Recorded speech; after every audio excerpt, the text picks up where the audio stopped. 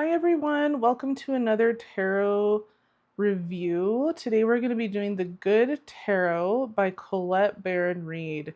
She is one of the most prominent tarot and oracle authors out here on the market and in this industry. She has some really incredible stuff out there. I'm really happy to be doing my very first Collette Baron-Reid review. This was actually my second deck that I ever had, and I absolutely adore it. I learned a lot from this deck, but let's get into it. So this is the deck on the front. Here is the side. Really, really great artwork. It has such a whimsical feel, like such a, sorry, that's backwards. Here's the back of that and the price there.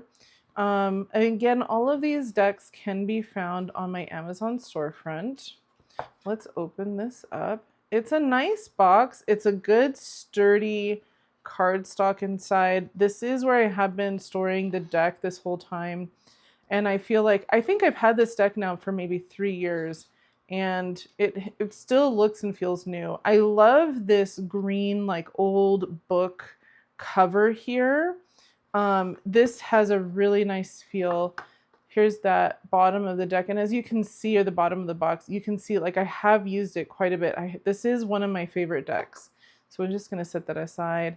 And here is the book. And you can get like a little peek at that artwork there.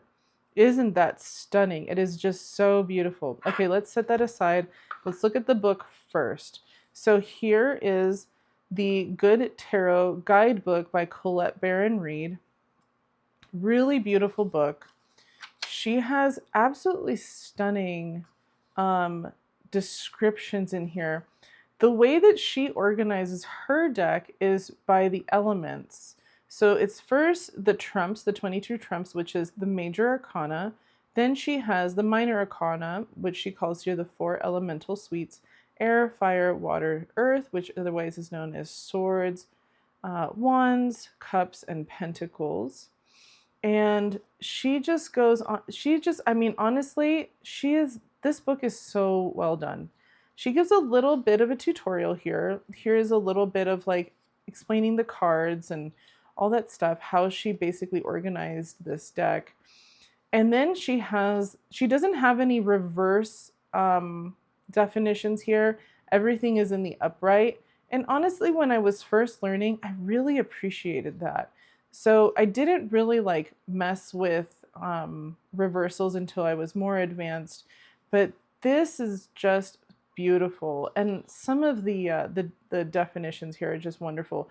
Once we get into the minor arcana, she does have keywords, and then she has like some poetry, or it feels like a journal entry or something like that. And they're really nice. She has a picture of the cards in black and white, and they're a little bit smaller. I kind of wish those were in color, but I also understand this is not glossy paper. This is just regular paper, regular weight, and I do like that. So you can tell this is a very, very well-loved book. I have loved this book quite a bit. All right, let's start looking at some of this artwork. Let's do the shuffle test first, though, before we begin.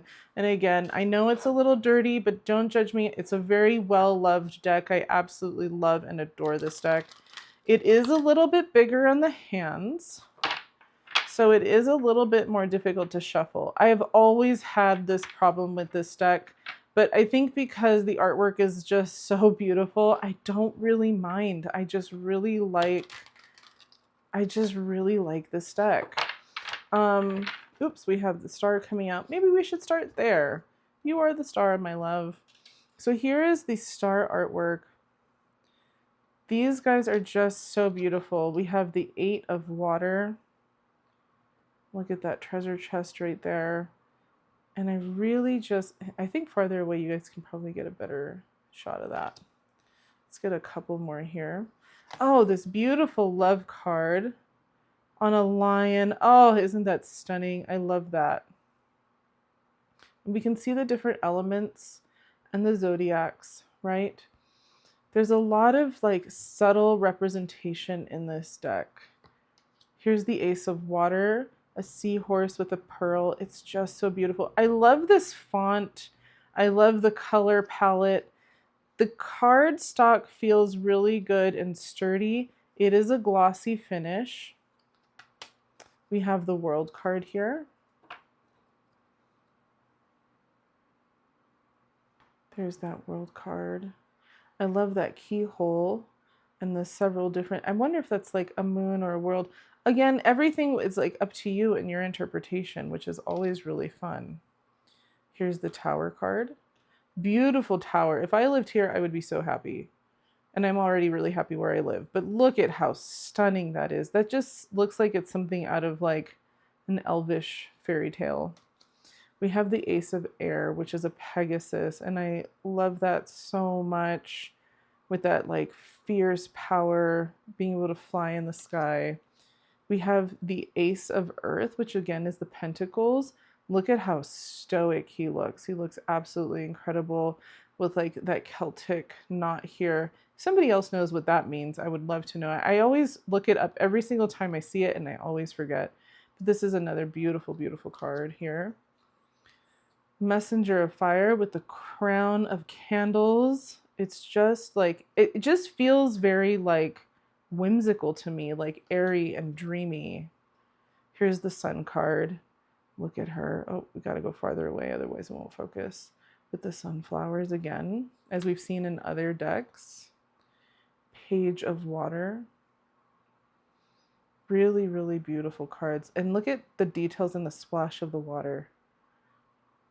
Look at that, those blue, like, it's like she's like part fish, part girl.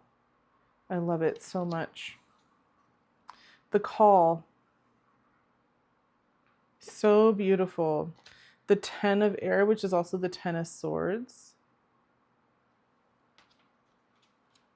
Couple more cards here for you guys. Look at that. Not a Pegasus, but an actual unicorn in this one.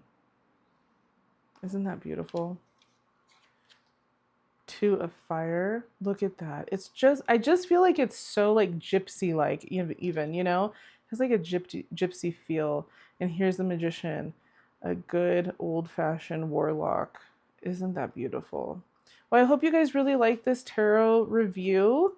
You can find all of these things on my Amazon storefront. Bye!